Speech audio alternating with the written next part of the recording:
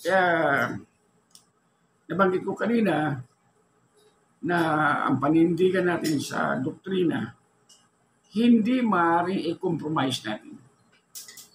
Hindi pwede i-compromise. Ang Baptist, maliwanag.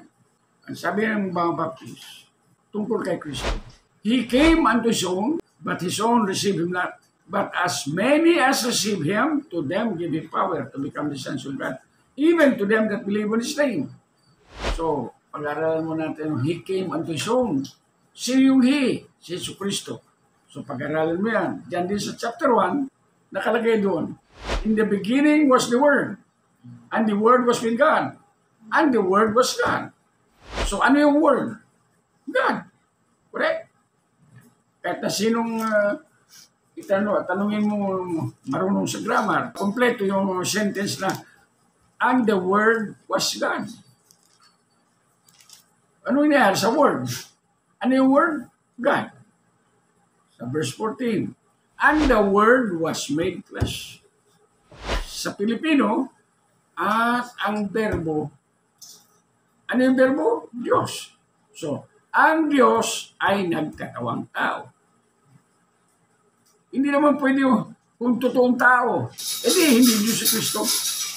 Totoong tao eh.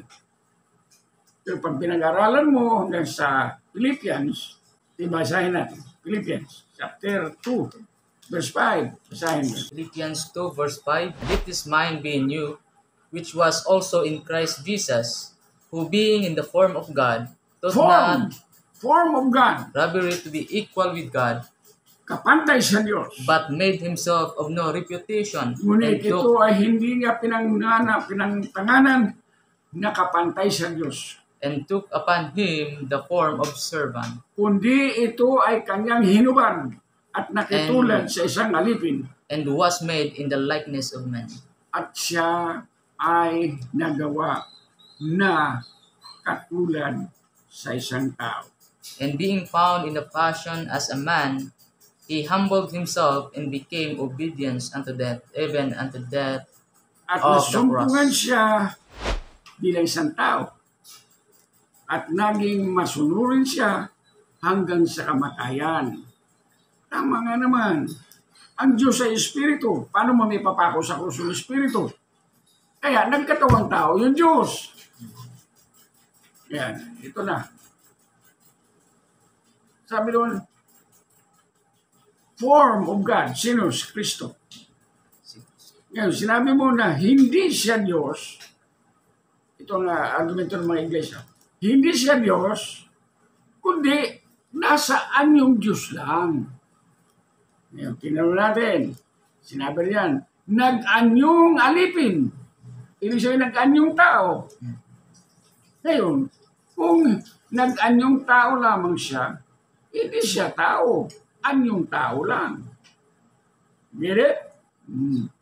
Pero maliwanag yan na siya ay nasa anyong Diyos at equal. Hindi na pinananay yan, equal. Kundi nagpakababa siya. He humbled himself. Kaya maliwanag yun, hindi pinagtatalunan yun. Kaya nabanggit ko kanina na ang panindigan natin sa doktrina, hindi maaaring i-compromise natin. Hindi pwede i-compromise.